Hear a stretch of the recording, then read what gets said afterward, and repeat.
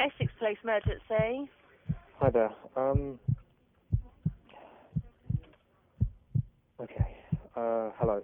I need police and a forensics team to my address, please. What do you mean? What's happened?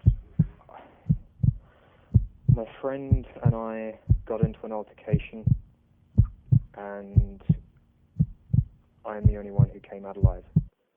Are you telling me you've killed somebody? Yes, I am.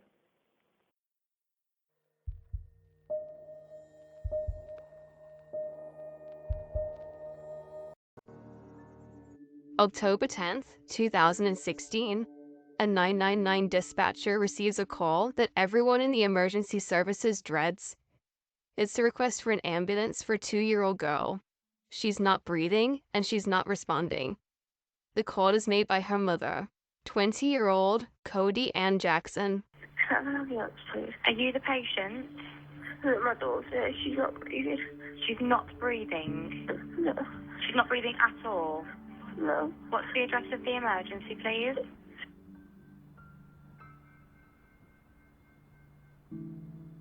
And how old is your daughter? She's two. 2 years old. Yeah. She's not breathing at all. No. Okay, help is being arranged. You need to stand on the telephone with me and listen very carefully. I'm going to tell you what to do to help, okay? I need you to lie flat on her back on the floor. Can you do that for me now? Ow. Oh. You need to put you onto the floor for me, okay? I'm going to tell I you how can't to help. move. Every time I move, it hurts. Pardon? Every time I move, it hurts. Right, but we need to help your daughter if she's not breathing. You need to lie her flat on her back on the floor for me, please.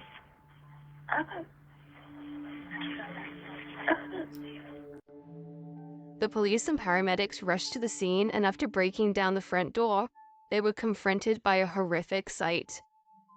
2-year-old Macy was on the bedroom floor, and her mother had been attempting CPR. What became clear was that Macy had been dead for some time before the call to 999 had been made. Her mother, Cody Ann Jackson, told the paramedics that her and her daughter had been co-sleeping, and Macy had died during the night, and she hadn't realized until she'd woken up the next morning and found her cold body. As her daughter lay on the bedroom floor and before the ambulance was called, Jackson had made a failed suicide attempt by taking an overdose of migraine tablets, as well as self-harming with 2 kitchen knives. She'd also written a suicide note which read, "There's nothing for me or Macy." It was now the task of investigators to try and piece together exactly what had happened and how Macy's life had ended. Was it an accidental tragedy or something far more sinister? They sealed off the area and set about looking more closely into Jackson and her background. Jackson had recently split with Macy's father Paul just a few days before. They had met at a house party in 2013, and while she had fallen pregnant within just a few months, they were delighted to be having their first child together. However, this happiness was not to last as their relationship proved toxic. Paul ended up leaving the family home as he did not want his daughter to see her parents fighting all the time. In the weeks and months leading up to Macy's death, Paul had been bombarded by abusive messages from Jackson, with threats that he would never see his daughter again. Hours before Macy was found dead, Jackson sent a picture of her to Paul, along with the message, "Sorry, just thought you deserved one last picture in memory of her." Both Jackson and Paul were arrested. After just 8 hours in custody, Paul was released without charge, but Jackson wasn't. An autopsy revealed that Macy had not died from sudden infant death syndrome nor accidental suffocation. The report concluded that Macy had either been smothered or had pressure applied to her neck. It was clear that it was not an accident. And with that, Cody Ann Jackson was charged with murder. As her trial began, she maintained that Macy's death was an accident. However, on day 5 of her trial, she sensationally changed her plea. She admitted what she had done. She had smothered Macy and then made the call to the emergency services after her daughter had died in an attempt to cover her tracks. Jackson was sentenced to life in prison with a minimum term of 16 years. Since the death of his daughter, Paul has been trying to rebuild his life. He was offered counseling to help with his trauma, but he said the support and love of his family saw him through his darkest days. He is determined that his daughter's memory will continue to live on in the joy that she brought to so many people. In 1999, Barry Bednar and Lauren Lefebvre welcomed their son Breck into the world. Lauren and Barry were both originally from the United States but had moved to the United Kingdom 3 years before he was born. Breck was warm and friendly. He was popular amongst his peers and had a wide circuit of friends that loved his relaxed and funny nature. Breck's biggest passion was IT and computing. He was advanced with technology well beyond his years and would spend his free time gaming with friends online. A friend of Breck's from his church youth group introduced him to an exclusive online gaming club. His mother soon began to notice a change in his behavior. She said he started becoming more negative and withdrawn. He would refuse to go to church and retreat more into his online world. His mother was aware that he was talking to someone online and became so concerned that she limited his access to electronics and installed parental blockers on his computer, and also prohibited him from using the same server as this elusive online man. This shadowy online presence would control the gaming group, and members would communicate using only their voices. No matter what his mother tried, the man would always find his way back into Breck's life. He would tell him stories that he was a millionaire who had donated millions in Bitcoin to help Syrian rebels fighting in the civil war.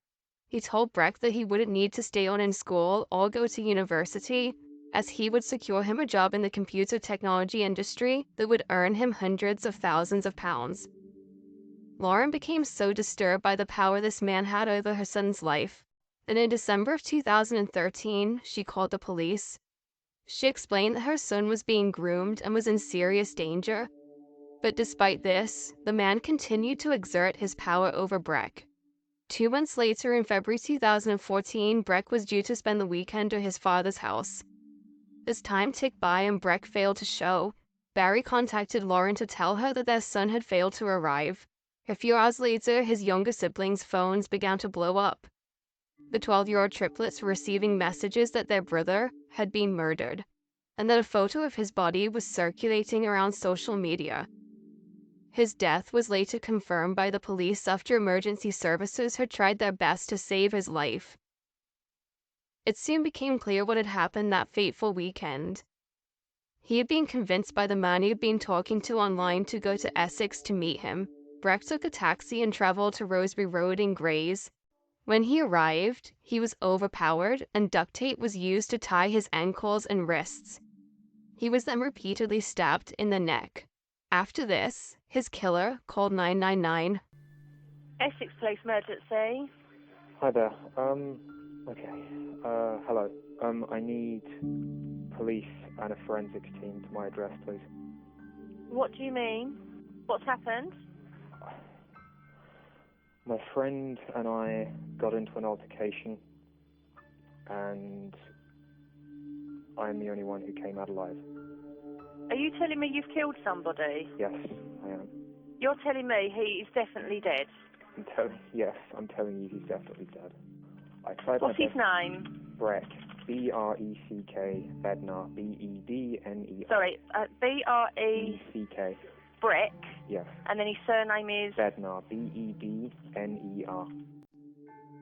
This was the voice of the man who had groomed Breck over the last several months. The man who had tormented Breck's parents and had now taken their son's life. But this man was no older than a teenager. He was 18-year-old Lewis Daines, an unemployed computer engineer who was described as introverted and reclusive. When they arrived, police found encrypted electronic equipment that Daines had submerged in water in a desperate attempt to cover his tracks. They found Breck's blood-stained clothes in a plastic bag, and even a number of messages that Daines had sent him, detailing what he should say to his father if he asked where he was going. Lewis Daines was arrested and charged with 1 count of murder. Before a jury could be sworn in, Daines confessed. He was given a life sentence with a minimum term of 25 years, which he must serve before he can be considered for parole. Breck's family were awarded an undisclosed financial sum, and an apology from Surrey police for the way they had handled the case when Lauren had initially reported that her son was being groomed. In the aftermath of his death, his family set up the Breck Foundation. The aim of the foundation is to help children and young people be more aware of online dangers and promote responsible use of the internet. Through the work of the foundation, the memory of Breck Bednar continues to live on. As the summer of 2014 was coming to an end, a woman was walking her dog through the graveyard of St. Margaret's of Antioch's Church in the East London district of Barking when she came across the lifeless body of a man. He was young, in his 20s, and propped up in the graveyard.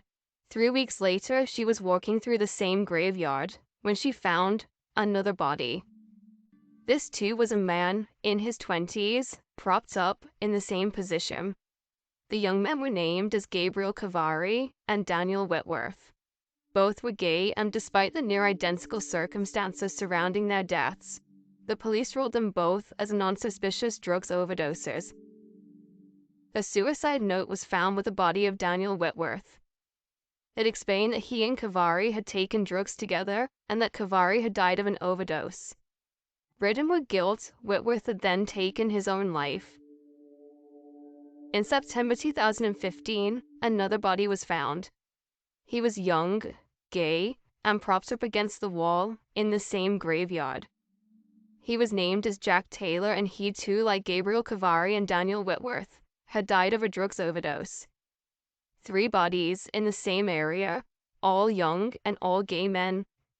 Before the bodies of Cavari, Whitworth, and Taylor were found, in June 2014, someone called 999 to report an unconscious male on Cook Street in Barking.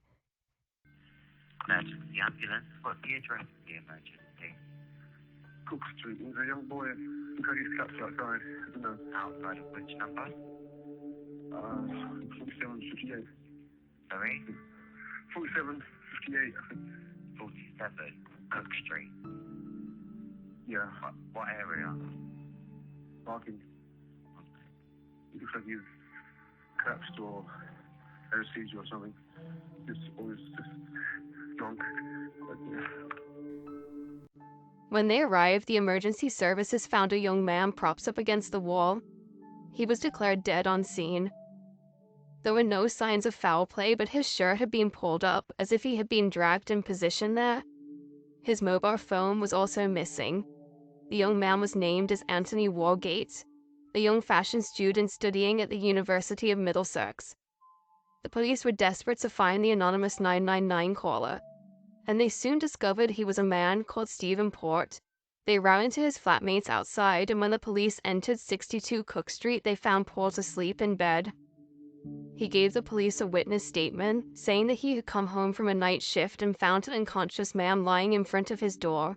He said he had slapped him in the face to try and wake him up, but after getting no response, he propped him against the wall and called 999. He didn't wait for the emergency services to arrive. Instead, he hung up, went inside, and fell asleep.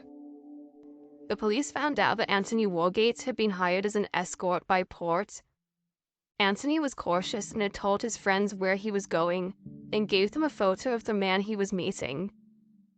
After calling his statements into question, the police arrested him on suspicion of attempting to pervert the course of justice. They also believed that he had Anthony's missing phone. They searched his flat and seized his laptop, as well as taking samples of his DNA. Anthony's friends begged the police to look further into his death. A year later, and with now 4 dead men, the Metropolitan Police Force issued a photograph of Jack Taylor with a tall blonde man that they wanted to identify. He was instantly recognized by a Barking police officer as none other than Stephen Port. On the 15th of October 2015, Port was arrested at his flats on suspicion of causing 4 deaths by use of poison. 3 days later, he was charged with murder.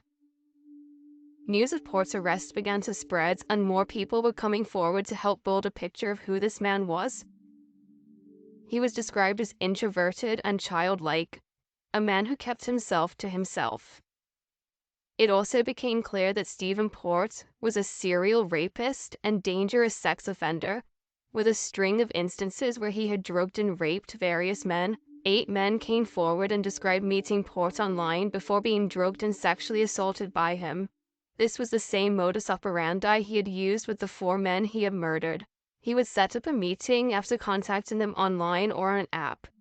He would then drug and sexually assault them before dragging their bodies out of his flat. The handwriting of the suicide note left with the body of Daniel Whitworth was analyzed, and it's determined that Daniel hadn't written the note. Stephen Port had. It was one part of the web of lies and deceit that he had strung in order to cover his tracks, including calling 999 having just murdered Anthony Wargate. Stephen Port was a serial killer. Detective Chief Inspector Tim Duffield, who led the investigation into Port, said he was one of the most dangerous men he had ever encountered. Stephen Port was given the most severe sentence possible in British criminal law, a whole life order, meaning he will never be released and he will die behind bars.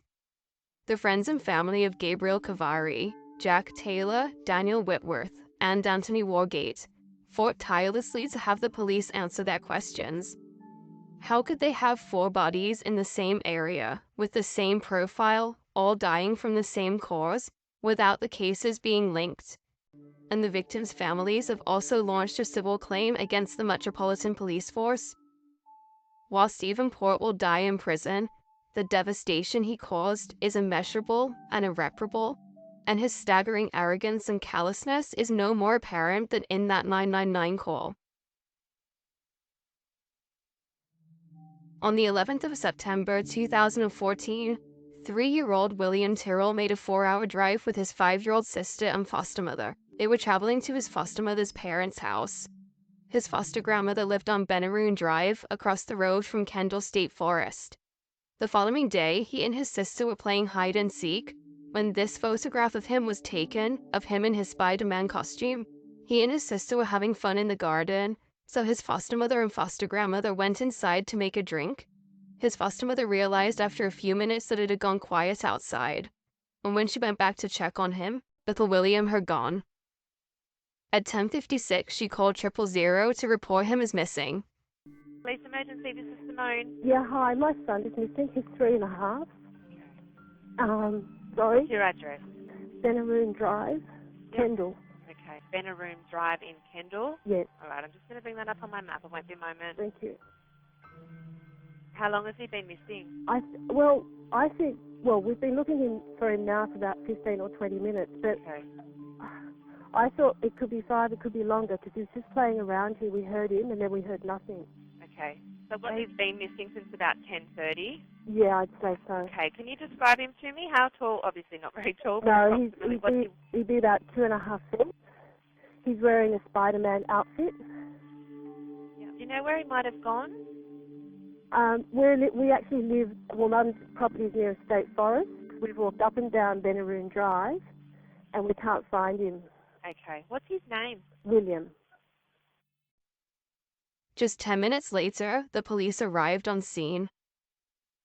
She told them the last thing she remembered was hearing William imitate a tiger's roar before he ran to the side of the house. She explained that she had searched everywhere for him but could find no trace. Hundreds of people made it by the police, state emergency services, and concerned members of the public joined in the search for William Tyrrell. Helicopters were drafted in to scour over the rugged surrounding area, and 200 volunteers searched throughout the night. After 5 days, the police announced they had no verifiable leads. Later, the police started looking into 2 cars that had been spotted on the road on the morning that William had disappeared. They were described as a white station wagon and a gray sedan. They were allegedly parked between 2 driveways on the acre lot of land. They were seen with the driver's side windows down, and the neighbors didn't recognize either of them. Neither car has been seen again since William disappeared. At 9 a.m. the morning that William went missing, the sedan drove down the road before doing a U-turn and pulling away. Another 4WD was spotted driving out of the road at approximately 10:30, around the time William is believed to have gone missing, and the same car was seen speeding down Kendall Street shortly after. More than 1,000 suspected sightings were reported to the investigation team in the 2 years after William Tyrrell disappeared, as well as numerous false alarms. In September 2014, a task force was established to tackle the unsolved disappearance, called Strike Force Roseanne. It was made up of 14 investigators and analysts working around the clock to try and discover what happened to William.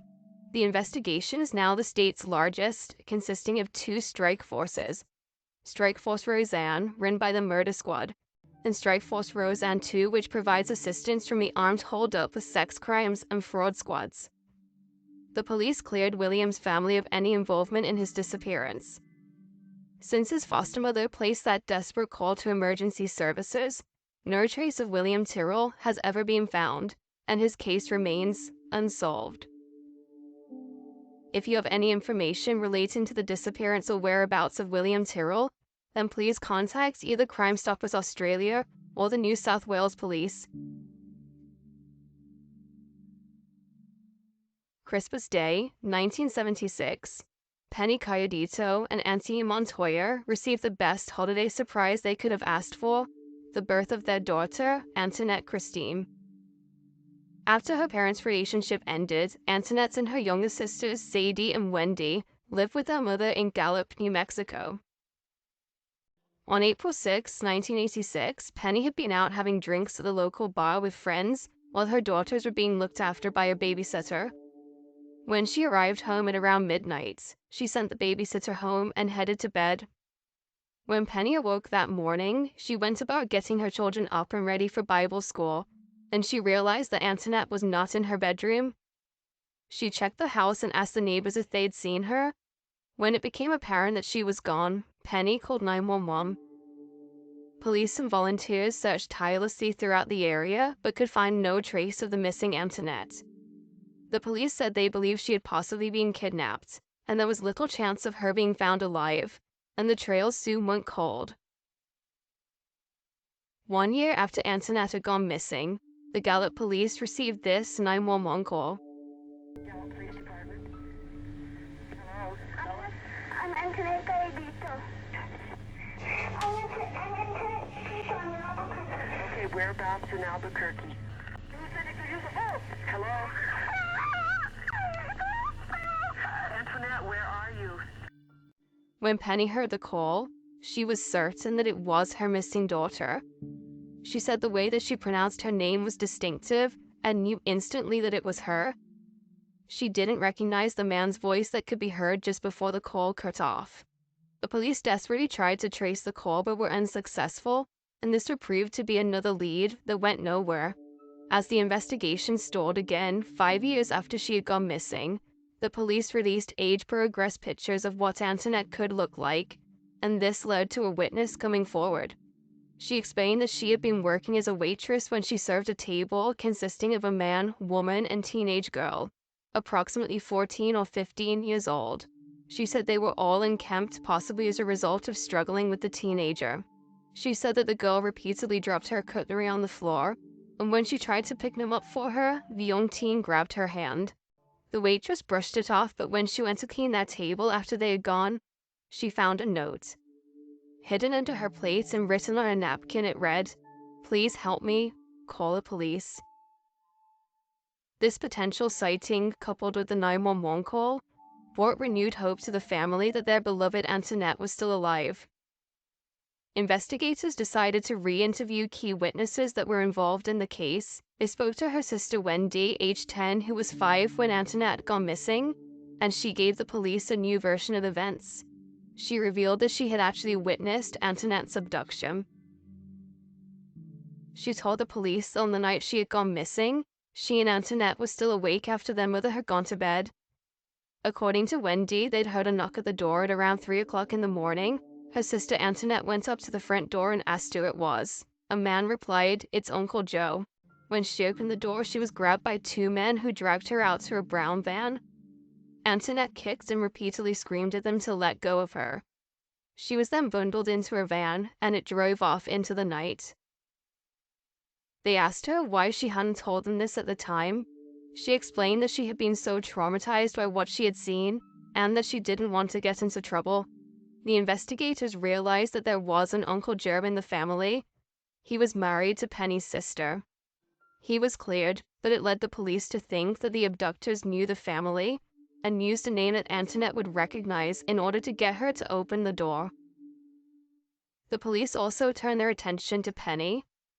She had failed a lie detector test, and this led investigators to believe that she knew more about her daughter's disappearance than she'd let on. In the weeks after her daughter had gone missing, she'd made expensive purchases, including a new car, and was allegedly involved in selling drugs. They attempted to question her again in the late 1990s, but Penny died in hospital before they could interview her. It has been 33 years since the young girl made that desperate call to 911, saying that she was the missing Antoinette Cayadito. But to date, no trace of her has ever been found. Her fate remains unknown. If you have any information relating to the disappearance or whereabouts of Antoinette Cayadito, then please contact the FBI.